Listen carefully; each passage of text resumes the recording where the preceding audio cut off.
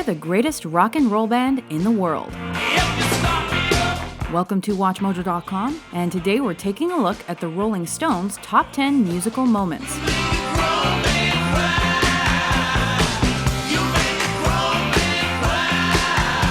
For this list, we start at the beginning and go through the moments in the Rolling Stones' career that we felt specifically related to their music or that impacted their music making. Please allow me to introduce myself. I'm a man of wealth and taste. Number 1, 19th Nervous Breakdown, first great lineup. After a few weeks of rehearsals, Mick Jagger, Keith Richards, Brian Jones, Dick Taylor, and Ian Stewart played their first show as the Rolling Stones at London's Marquee Club. Just a few months later, Bill Wyman replaced Taylor while Charlie Watts took over on drums. Meanwhile, Stewart went from pianist to road manager, though he still contributed to many Stones studio recordings, and the classic lineup was solidified. Number 2, Get Off of My Cloud and Onto My Radio. Though manager Andrew Loog Oldham encouraged Jagger and Richards to write their own songs, most of their first recordings were covers. And it was Oldham that said, come on, you got to get it together and start writing, you know. Even so, their debut topped UK charts, and soon they had their first number 1 single, a Bobby and Shirley Womack cover.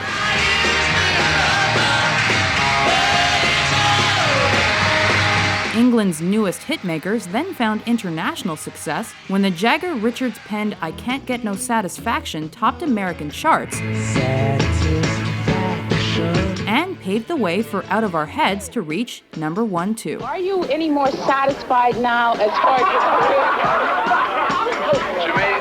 Do you mean sexually or philosophically? Number 3, Let's Spend Some Time Together. As Jagger's and Richards' songwriting partnership grew, the Stones landed several hits, but Let's Spend the Night Together wasn't one of them.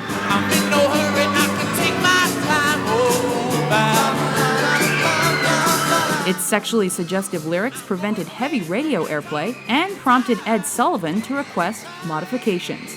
Jagger complied, but visibly rolled his eyes while singing Let's Spend Some Time Together. Sullivan forbade their return due to bad behavior, but they actually came back 2 years later.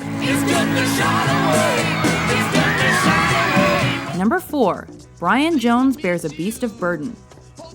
After tabloid reports caused the Stones' homes to be raided, Jagger, Richards, and Jones found themselves with drug charges. Despite ongoing court cases, the band managed to release 2 albums before Jones' addictions got the better of him. Stuck around St. Petersburg when I saw it was a time for a change. The guitarist left in June 1969 and was found dead the next month. 2 days later, the Stones paid him tribute at a Hyde Park gig featuring new guitarist Mick Taylor.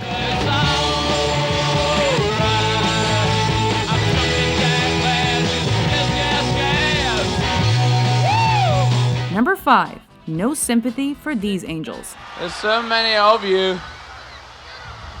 Just be cool down the front and don't push around. Tragedy found the band again in 1969 when an unusually low stage and an intoxicated and drugged-up 300,000-strong crowd proved too much for the hired Hell's Angels at the Altamont Free concert. Everyone, Hell's Angels, everybody. Let's just keep ourselves together. Teenager Meredith Hunter was stabbed and slain by the motorcycle gang during the band's set. As the site of 3 more deaths and hundreds of injuries, the festival also marked the end of the peace and love era. Under my thumb, there's a girl who wants to have me down. Number 6, You Really Do Gotta Move. Following the chart-topping success of Sticky Fingers, the band relocated to France to avoid tax issues. Using the first mobile multi-track studio, they recorded Exile on Main Street, which overcame mixed reviews to top the UK and US charts.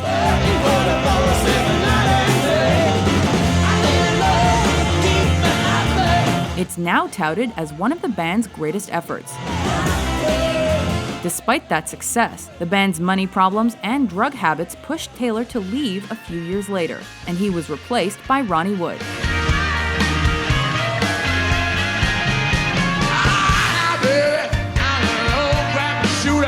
Number 7. Keith Richards and Sister Morphine, or heroin. Yeah, it's a lot easier to get on it than it is to get off it. While headed to some Toronto recording sessions, Richards was briefly taken into custody by Canadian Customs after they found leftover hash. Though he was liberated, there wasn't sympathy for the devil when police found heroin in his hotel room a few days later, and he was arrested. Though Richards was allowed to perform with the band, a year-long case ensued and led to his split from girlfriend Anita Pallenberg.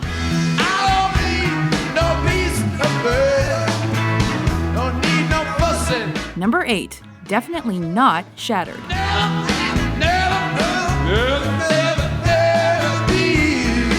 With their success dropping as quickly as punk rock's popularity was rising, the Stones realized they had to return to their roots.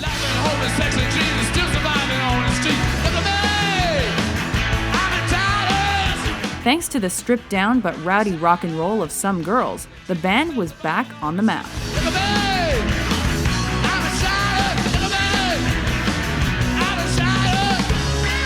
The album attracted countless new fans that helped make it one of their most commercially successful American efforts.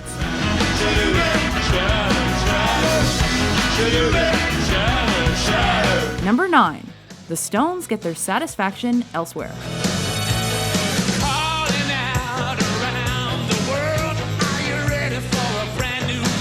Despite several top 5 albums, it was evident that Jagger and Richards couldn't get along.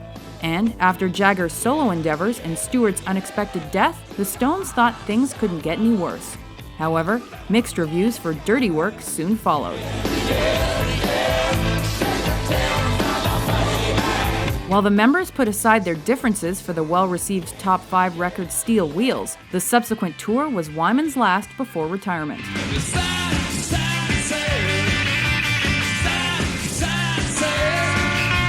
Number 10. It's not all doom and gloom. After some albums in the 90s, the Stones took a break from recording music. So, when they released their first record of new material in 8 years, fans certainly weren't saying, "Oh no, not you again." Oh no, not you again. But who do you end up shouting? In fact, A Bigger Bang hit the top 5, and its record-setting world tour grossed over $550 million.